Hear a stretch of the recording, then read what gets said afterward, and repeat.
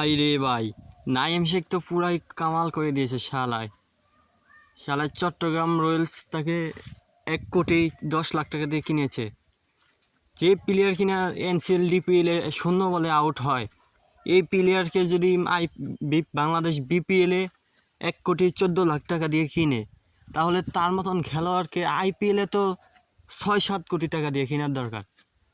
I রে, যে কিনা জাতীয় দলে 0 রান নিয়ে আউট যায়, সে এখন বিপিএলে 1,10,00,000 টাকার প্লেয়ার।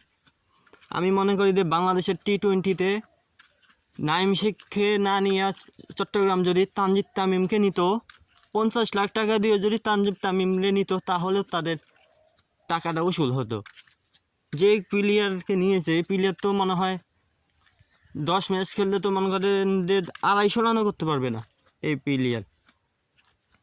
যাই হোক, চট্টগ্রামের মালিককে তিনি তাবিজ করছে নাইম শেখ আসলেও একজন ভাগ্যবান মানুষ, যে কিনা চট্টগ্রামের মতন একটা দলে চান্স পেয়েছে। আসলে এখন বাংলাদেশে বিপিএলের দ্বিতীয়তম দল হলো চট্টগ্রাম। এই চট্টগ্রাম যদি এরকম প্লেয়ার নেয়, তাহলে কি করবে অন্য দলগুলো? ওরা যাই মনে করুক, এখন কি বলবো, চট্টগ্রাম যা মনে করছে তাদের ভালো, যা মনে করছে।